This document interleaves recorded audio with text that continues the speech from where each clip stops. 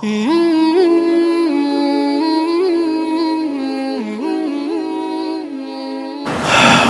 والسلام على سيد الأنبياء والمرسلين وعلى آله وأصحابه أجمعين أما بعد.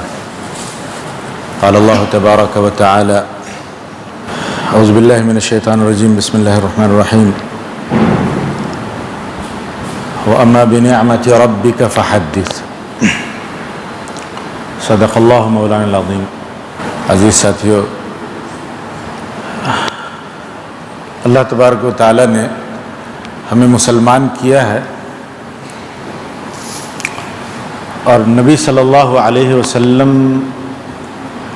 کے معرفت سے ہمارے پاس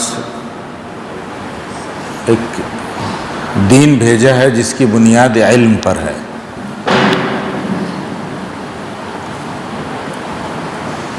ابھی جو آیت آپ کو سنائی وہ سورہ ضحیٰ کی آخری آیت ہے، جس میں اللہ نے نبی صلی اللہ علیہ وسلم کو مخاطب کر کے یہ کہا کہ جو کچھ آپ پر اللہ کی نعمتیں ہوئی ہیں اس کا ذکر کیجیے. وَأَمَّا بِنِعْمَةِ رَبِّكَ. پیچھے سے سلسلہ کلام میں بہت سی باتیں ہیں، تو پوری صورت کی تفسیر اس وقت مقصود نہیں ہے. اس آیت سے کچھ باتیں اخذ کر کے انشاءاللہ عرض کریں گے.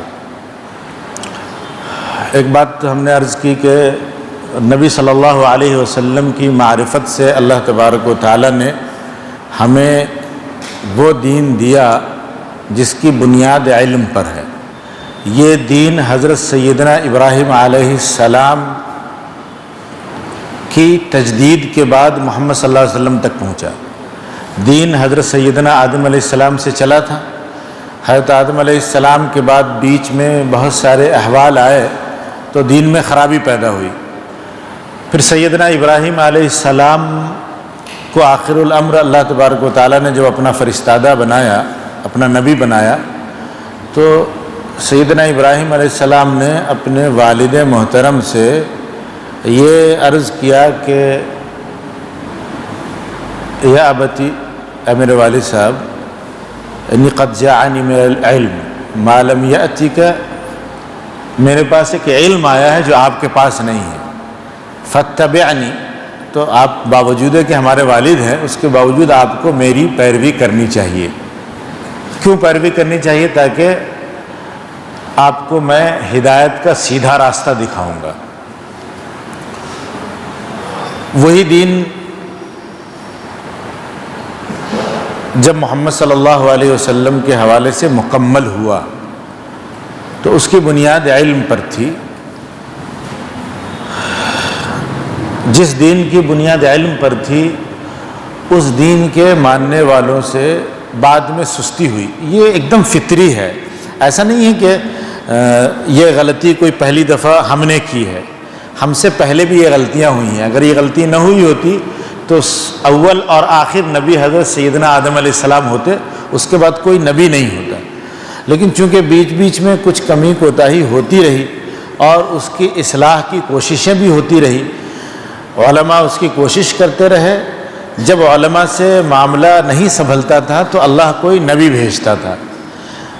پھر وہ اثر نو چیز مرتب ہوتی تھی. یہ سلسلہ آدم علیہ السلام سے چلتا رہا یہاں تک کہ حضرت سیدنا محمد صلی اللہ علیہ وسلم کے بعثت کی نوبت آئی. محمد صلی اللہ علیہ وسلم کی بعثت کے بعد یہ طے ہو گیا کہ اب کوئی دوسرا نبی نہیں آئے گا. جو کچھ ہونا ہے اب محمد صلی اللہ علیہ وسلم کی امت کرے گی. محمد صلی اللہ علیہ وسلم کی امت کرے گی، اس کا یہ مطلب ہوا کہ حضور صلی اللہ علیہ وسلم کی، یعنی ہمارے نبی حضرت محمد صلی اللہ علیہ وسلم کی بعثت دوہری تھی. یعنی ان کو تنہا نہیں بھیجا گیا، ان کو پوری انسانیت کے لیے دوہرے معیار کے ساتھ دوہرے انداز میں بھیجا گیا. وہ دوہرا انداز یہ تھا کہ وہ خود مبعوث تھے آخرت تک کے لیے اور ان کی امت ساتھ میں بھیجی گئی. یعنی اب کوئی خرابی کمی ہوگی تو یہ امت ہی ذمہ دار ہے اس کو صحیح کرنے کی. اب کوئی نبی نہیں آئے گا تو امت ٹھیک کرے گی معاملے کو. جب امت ٹھیک کرے گی معاملے کو تو جو بھی کسی معاملے کو ٹھیک کرنا چاہتا ہے اس کی بنیادی شرط ہے کہ اس کو اس معاملے کا علم ہو. مثلا ہم لوگ یہاں پر مسجد میں بیٹھے ہیں، اس مسجد میں جب تعمیر ہوئی تو سب کچھ ٹھیک ٹھیک ہو گیا، اب بیچ میں کبھی خرابی ہو سکتی ہے اور ہوگی، نیچرل ہے، اس کو ہم روک نہیں سکتے ہیں۔ مثلا کبھی پلاسٹر اکھڑ جائے گا، کبھی ٹائلز چٹک جائے گا، کبھی پنکھا خراب ہو جائے گا، کبھی بجلی کا تار جل جائے گا۔ تو جب کچھ خراب ہوگا تو ٹھیک کرنے کے لیے اسی کام کا عالم آدمی، اسی کام کا جانکار آدمی چاہیے۔ مثلا آپ کا پنکھا خراب ہوا تو آپ پلمبر سے رابطہ نہیں کریں گے، جو مسجد کے پانی کے نظام کو ٹھیک کرنے والا مستری ہے پلمبر، اس سے نہیں رابطہ کریں گے، وہ الیکٹریشین سے رابطہ کریں گے۔ ٹائل اگر خراب ہو گیا تو راج مستری سے اور ٹائل لگانے والے سے رابطہ کریں گے۔ مسجد کے دروازے ٹیڑھے ہو گئے ہیں، خراب ہو گئے ہیں، دیمک لگ گئے ہیں تو کارپینٹر سے بڑھئی سے رابطہ کریں گے، لوہار کے پاس نہیں جائیں گے۔ لوہے کی کوئی چیز گڑبڑی ہوئی ہے تو لوہار کے پاس جائیں گے، سونار کے پاس نہیں جائیں گے۔ جس کے پاس ہم جاتے ہیں اس کے بارے میں پوری طرح سے اطمینان کر لیتے ہیں کہ یہ شخص اس معاملے کا جانکار ہے یا نہیں ہے۔ اب آپ سمجھیے کہ جب انسانیت کا معاملہ خراب ہوگا اور خراب ہونا ہے، اس کو روکا نہیں جا سکتا ہے، تو اس کے لیے چاہیے مستری، اس کے لیے چاہیے کاریگر، اس کے لیے چاہیے انجینئر، اس کے لیے اس معاملے کو سدھارنے والا آدمی چاہیے۔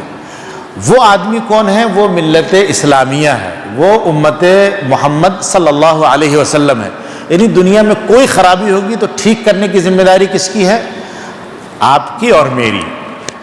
جو آدمی کسی معاملے کو ٹھیک کرنا چاہے گا اس کی کیا ذمہ داری ہے کہ اس معاملے کا اس کے پاس علم ہونا چاہیے۔ اگر ہمارا کرتا پھٹ گیا ہے اور اسے سینا ہے اور ہمیں سینے کا طریقہ نہیں معلوم ہے تو کرتا مزید خراب ہوگا، سی نہیں سکتے ہم۔ آپ ہمیں بھوک لگی ہے اور ہمیں کھانا چاہیے تو کھانے کے لیے ایک ایسا شخص ہونا چاہیے جو کھانا تیار کر کے پکا کے ہمارے سامنے رکھے، یا تو یہ کام ہم خود کریں یا کسی سے کروائیں۔ ہر معاملے کے لیے علم ضروری ہے۔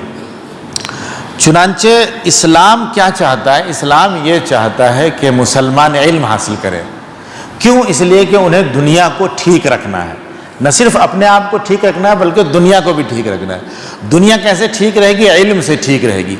یہ وہ علم ہے جو حضرت سیدنا آدم علیہ السلام کو فرشتوں سے جب مقابلہ کروایا اور ایک میٹنگ رکھی اللہ تبارک و تعالیٰ نے آدم علیہ السلام کی اور فرشتوں کی، فرشتوں کو یہ اعتراض ہوا تھا کہ یہ جو آفت کی پڑیا آپ بنا رہے ہیں یہ ڈسٹرب کرے گی، یہ جب اس کو زمین پہ آپ اتاریں گے تو یہ زمین پہ ہڑبونگ کر دے گی، یہ زمین پر ہلڑ کرے گی، یہ زمین پر ہنگامہ کرے گی، یہ زمین پر مار کاٹ مچائے گی، یہ خون بہائے گی، یہ لڑے گی جھگڑے گی۔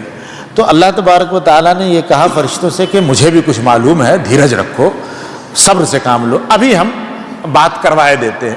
تو آدم علیہ السلام کا انٹرویو ہوا اور فرشتوں کا بھی انٹرویو ہوا۔ اس انٹرویو میں آدم علیہ السلام نے کوالیفائی کیا، پاس ہوئے۔ وہاں جو پاس ہوئے وہاں پر بھی بات تھی کہ ہم نے اس کو علم دیا ہے، ہم نے علم آدم الاسماء کلہ، آدم کو تمام چیزوں کے بارے میں اللہ تبارک و تعالیٰ نے انفارم کیا، بتایا، سکھایا، پڑھایا۔ یعنی ایک مدرسہ کھلا، اس مدرسے میں اللہ تبارک و تعالیٰ استاذ تھے، آدم علیہ السلام شاگرد تھے۔ وہ پورا نظام آدم علیہ السلام لے کے جب دنیا میں تشریف لائے تو یہ طے ہوا کہ آدم علیہ السلام دنیا کے میں اللہ تبارک و تعالیٰ کے اترادھیکاری رہیں گے، نائب رہیں گے، اللہ تبارک و تعالیٰ کی مرضی کے مطابق دنیا میں چیزیں آدم علیہ السلام چلائیں گے۔ آدم علیہ السلام نے وہ کام کیا، بیچ میں گڑبڑیاں ہوتی رہیں تو آدم کے دوسرے بیٹے اس کو سیدھا کرتے رہے اور آدم کے تیسرے بیٹے اس کو خراب کرتے رہے، یعنی دونوں کام آدم کے بیٹوں نے کیا۔ تو یہ سلسلہ چلتا رہا، ہم تک پہنچ گیا ہے۔ محمد صلی اللہ علیہ وسلم کے بعد جب علم فائنل ہوا، جب حضور صلی اللہ علیہ وسلم پر اللہ نے الیوم اکملت کی آیت اتار دی تو یہ طے ہو گیا کہ علم مکمل ہو گیا ہے۔ اب اسی علم کے سہارے آخرت تک یہ امت پوری دنیا کو سیدھا رکھے گی۔ اب امت کی ذمہ داری ہے کہ وہ علم جو نبی صلی اللہ علیہ وسلم کی معرفت آیا وہ پورا حاصل کیا جائے۔ پورا کیسے حاصل ہوگا؟ مثلا نبی صلی اللہ علیہ وسلم کے ذریعے ہم کو ایک علم ملا کہ ہمیں نماز پڑھنی ہے دن میں 5 وقت، تو نماز کے علماء فرائض اور شرائط بتاتے ہیں، آپ کو یاد ہوں گے کہ بھئی اتنی چیزیں فرض ہیں، اتنی چیزیں شرط ہیں۔ ان میں سے ایک چیز ہے وضو کرنا اور غسل کرنا۔ اگر بڑی ناپاکی ہے تو غسل کرنا ہے، چھوٹی ناپاکی ہے تو وضو کرنا ہے۔ وضو کے لیے پانی چاہیے، پانی کے لیے بہت سی چیزیں چاہیے۔ اسی میں ایک چیز ہے کہ نماز سے پہلے انسان کو اپنے سطر کو ڈھکنا ہے، یعنی بدن کا اتنا حصہ جس کا چھپانا ہر حال میں فرض ہے، ناف سے لے کے گھٹنے تک۔ اس کے لیے کپڑے چاہیے یا کپڑے کی طرح کی کوئی چیز چاہیے۔ اس کے علاوہ آپ کو جگہ چاہیے جہاں نماز پڑھی جائے گی۔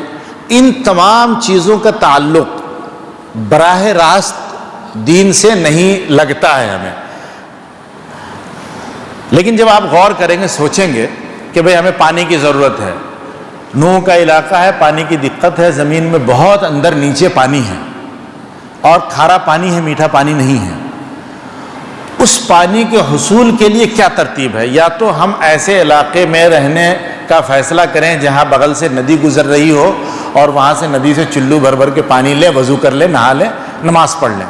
اگر ایسے علاقے میں نہیں ہے، ہماری روزی روٹی کھیتی کسانی، بہت سے کاروبار ہم کو ایسے علاقوں میں بھی بساتے ہیں جہاں پانی آسانی سے نہیں ملتا ہے، تو ہمیں کھودنا ہے، زمین کھود کے پانی نکالنا ہے، تو اس کے لیے علم چاہیے، اس کے لیے علم چاہیے۔ بنا علم کے کنواں نہیں کھودا جا سکتا ہے۔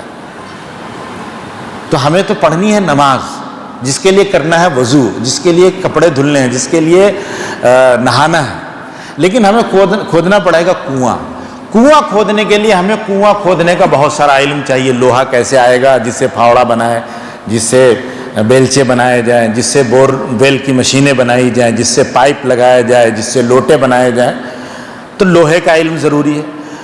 ہر چیز کو آپ کنیکٹ کریں گے ایک دوسرے سے۔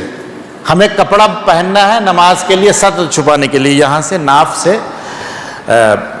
اردو میں بولتے ہیں، توندی بھی بولتے ہیں، کئی جگہ ڈھونڈی بولتے ہیں، جو بھی آپ کے ہاں بولتے ہوں۔ یہاں پر ایک گڈھا سا ہوتا ہے جس میں ناڑ لگی ہوتی ہے بچے کے پیدائش کے وقت، جس سے بچہ ماں کے پیٹ میں کھانا کھاتا ہے۔ ماں کے پیٹ میں ہم یہاں 9 مہینے تک یہاں سے کھانا کھائیں۔ وہ پلیزنٹا ماں کے پیٹ میں ہوتا ہے، اتنا بڑا لوہے خون کا لوتھڑا جس میں سے غذا آتی ہے انسان کی۔ وہ یہاں ایک ناڑ ہوتی ہے، اس کے مادھیم سے نال بولتے ہیں اس کو ہندی میں، اردو میں نال کے مادھیم سے آتی ہے۔ وہ کٹ کے اس کے بعد ایک نشان بچتا ہے، وہاں سے لے کے یہاں تک ہمیں کپڑا پہننا ہے، یہ فرض ہے۔ اتنا تو پہننا ہی پہننا ہے ایٹ لیسٹ۔ باقی خذوا زینتکم عند کل مسجد، ہر نماز کے وقت اچھے سے بننا سورنا ہے، وہ اور فضیلت کا مسئلہ ہے، لیکن اتنا تو ایٹ لیسٹ پہننا ہی پہننا ہے۔ اتنے کے لیے ہمیں کپڑے کا علم چاہیے، یعنی ایک آدمی کھیت میں کپاس اگائے گا، دوسرا آدمی اسے دھاگے کی شکل چرخے پہ کاٹ کے یا بڑی مشینوں پہ کاٹ کے دھاگا بنائے گا، تیسرا آدمی اس کو کپڑا بنے گا، تانا اور بانا سیٹ کر کے وہ کپڑا بنے گا، پانچواں آدمی اس کو ہماری دکانوں تک پہنچائے گا، پھر ہم خرید کے لائیں گے، پھر درزی کے پاس لے جائیں گے، اگین درزی کو ضرورت پڑے گی کینچی کی تو لوہے کی انجینئرنگ کی ضرورت پڑے گی، مشین کی تو لوہے کی انجینئرنگ کی ضرورت پڑے گی، پھر ہمارا کپڑا سلے گا۔ تو اتنے لوگ ہمارے نماز کے ایک فرض کو پورا کرنے میں لگیں گے، کسان سے لے کے وہ انجینئر جو ٹیکسٹائل مشینیں بناتا ہے، وہ انجینئر جو چرخہ بناتا ہے، وہ انجینئر جو دھاگا بنانے کی بڑی مشینیں بناتا ہے، وہ انجینئر جو سوت کو اور روئی کو دھنتا ہے، وہ تمام لوگ دین کا کام کرنے میں لگے ہوں گے جو ہماری نماز میں ہمارے معاون بنیں گے۔ یہ اصل میں وہ علم ہے جو نبی صلی اللہ علیہ وسلم کے دین کا مقصود ہے کہ آپ کو دنیا کو دین کے مطابق رکھنا ہے، تو وہ تمام علوم جو دنیا کو درست رکھ سکتے ہیں آپ کی 2 رکعت نماز کے لیے، اگر یہ نظام درست نہیں رہے گا، یہ تمام علم نہیں ہوگا، تو ہماری 2 رکعت نماز صحت سے ادا نہیں ہو سکتی ہے۔ ہمیں پانی نہیں مل پائے گا تو وضو نہیں ہوگا، تو مستقل تو تیمم نہیں کیا جا سکتا ہے، پانی کا حصول فرض ہے۔ تیمم کر کے 2 وقت کی 3 وقت کی نماز پڑھ لیں گے، لیکن پانی پینے کے لیے بھی تو چاہیے، تو مر جائیں گے۔ بنا پانی کے آپ ایٹ لیسٹ 1 ہفتے سے زیادہ زندہ نہیں رکھ سکتے ہیں، کھانے کے بغیر 1 مہینہ چل سکتا ہے آدمی، تو پینے کے لیے بھی پانی چاہیے، جینے کے لیے پانی۔ وَجَعَلْنَا مِنَ الْمَاءِ كُلَّ شَيْءٍ حَيٍّ، قرآن نے کہا کہ ہم نے پانی سے ہر چیز کو زندہ بنایا ہے، تو پانی کا حصول فرض ہوگا۔ تو فرض کے حصول کے لیے اس کا علم فرض ہوگا۔ ہمارے ہاں غلط فہمی سے یا کسی وجہ سے ایسا لگا کہ شاید راجگیر کا کام کرنا دین کا کام نہیں ہے، کھیتوں میں ہل چلانا دین کا کام نہیں ہے، اور کارخانوں میں کام کرنا دین کا کام نہیں، سب دین کے کام ہیں۔ اگر یہ نظام نہیں چلے گا تو ہمارا یہاں 2 رکعت نماز پڑھنا ممکن نہیں رہے گا۔ اب ہم نے وہ بات آپ سے عرض کی کہ دین والا علم والا دین محمد صلی اللہ علیہ وسلم لے کے آئے تاکہ دنیا صحیح رہ سکے۔ صحیح رکھنے کے لیے ضروری ہے کہ وہ آدمی اویلیبل ہو، موجود ہو، جو خراب چیزوں کو ریپیئر کر سکے، ٹھیک کر سکے، اور اگر ایک دم ناممکن ہو صحیح کرنا تو نئی بنا سکے۔ تو دین ہم نیا نہیں بنائیں گے۔ جو نبی صلی اللہ علیہ وسلم دین کو لے کے آئے ہیں اس دین میں کوئی گڑبڑی نہ ہو، کوئی خرابی نہ ہو، اس کے لیے دین کے جاننے والوں کا اور دین کے ماننے والوں کا علم حاصل کرنا ضروری ہے۔ اور علم کہاں؟ علم وہ جو دیوبند میں پڑھایا جائے گا، جو ندوے میں پڑھایا جائے گا، جو مظاہر میں پڑھایا جائے گا، وہ ایک علم۔ ایک علم وہ جو علی گڑھ میں پڑھایا جائے گا، جو جامعہ ملیہ میں پڑھایا جائے گا، ڈاکٹری کا علم، انجینئرنگ کا علم، ہر طرح کا علم جو ہماری زندگی کے لیے وہ سہولتیں فراہم کرے جس سے ہم سکون کے ساتھ اللہ کے سامنے 2 سجدے کرنے کی صلاحیت پیدا کر سکیں۔ اگر ہم نے وہ تمام سلسلے چھوڑ دیے، ہم نے یہ سوچا کہ صرف ہم کو ندوے میں پڑھنا چاہیے، صرف دیوبند میں پڑھنا چاہیے، صرف مظاہر میں پڑھنا چاہیے، صرف قرآن شریف کو تلاوت کرنا سیکھ لینا چاہیے اور احادیث یاد کر لینی چاہیے، دعائیں یاد کر لینی چاہیے، تو کام تو چلتا رہے گا لیکن بہت دقت ہو جائے گی، دوسرے لوگ حاوی ہو جائیں گے۔ تو کسی کو اسلام بالکل قطعاً نہیں چاہتا ہے کہ مسلمان کی عقل پر، مسلمان کی روح پر، مسلمان کے جسم پر، مسلمان کے کاروبار پر، مسلمان کے کھانے پر، مسلمان کے چلنے پھرنے پر کوئی دوسرا حاوی ہو۔ مسلمان کے ہر بات پر اللہ کا حکم حاوی ہو، مسلمان کی ہر بات پر نبی صلی اللہ علیہ وسلم کی سنت اور آپ کی شریعت حاوی ہو۔ تو مسلمان کو حلال کی روزی چاہیے، حلال کے کپڑے چاہیے، حلال کا علم چاہیے۔ یہ سب بندوبست اس لیے کرنا ہے تاکہ دنیا میں کوئی گڑبڑی ہوگی تو ذمہ داری ہماری ہے کہ ہم فوراً پہنچیں گے اس کو ٹھیک کرنے کے لیے۔ ٹھیک کرنے کے لیے بنیادی چیز ہے کہ پہلے ہمیں علم حاصل ہونا چاہیے ٹھیک کرنے کا۔ اگر ٹھیک کرنے کا علم نہیں ہے اور ہم چلے گئے تو آپ لوگوں نے محاورہ سنا ہوگا، نیم حکیم خطرہ جان۔ کوئی بہت بیمار تھا، ہم ٹھیک کرنے پہنچ گئے اس کی بیماری کو، ہمیں علم نہیں تھا تو ہم ٹھیک نہیں کریں گے، اسے درگور کر دیں گے، اسے قبر میں پہنچا دیں گے۔ ہمیں علم نہیں تھا، گھر میں آگ لگی ہوئی تھی، ہمیں علم نہیں تھا آگ بجھانے کا، ہم چلے گئے، گھر کو تو خیر آگ لگی ہوئی وہ تباہ ہوگا، ہماری جان کے لالے پڑ جائیں گے اگر ہم نے بے علم کے جذبات دکھا دیا اور کود گئے۔ ہمیں علم نہیں تھا دیوار کو صحیح کرنے کا اور ہم نے دیوار کو صحیح کرنے کی ٹھان لی تو وہ دیوار ہم گرا دیں گے۔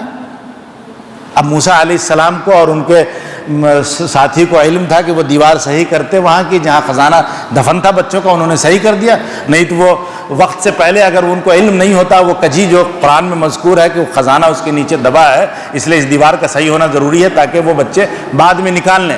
اگر وہ علم نہ ہوتا اور وہ اس دیوار کو صحیح کرنے چلتے تو بجائے جتنا بیلنس لگنا چاہیے، جتنی طاقت اس کو صحیح کرنے کے لیے لگنی چاہیے، اس سے زیادہ لگا دیتے تو وہ ادھر گر جاتا۔ اب وہ ادھر گر جاتا تو وہ خزانہ وقت سے پہلے ظاہر ہو جاتا اور سب لوٹ لے جاتے۔ تو علم کا ہونا ضروری ہے، اور علم کے لیے تمام علوم کو سیکھنا مسلمانوں پر فرض ہے۔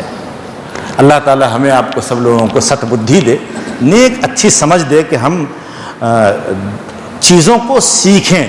کیوں سیکھیں؟ تاکہ محمد صلی اللہ علیہ وسلم کے دین کو اوپر رکھ سکیں، وہ دین جس کے بارے میں محمد صلی اللہ علیہ وسلم کو اللہ نے کہا وَأَمَّا بِنِعْمَةِ رَبِّكَ فَحَدِّثْ، جو دین کا انعام آپ پر ہوا ہے اس کا ذکر کرتے رہیے، اس کو ہر جگہ بتائیے کہ میرے اوپر یہ انعام ہوا ہے۔ والسلام علیکم ورحمۃ اللہ وبرکاتہ۔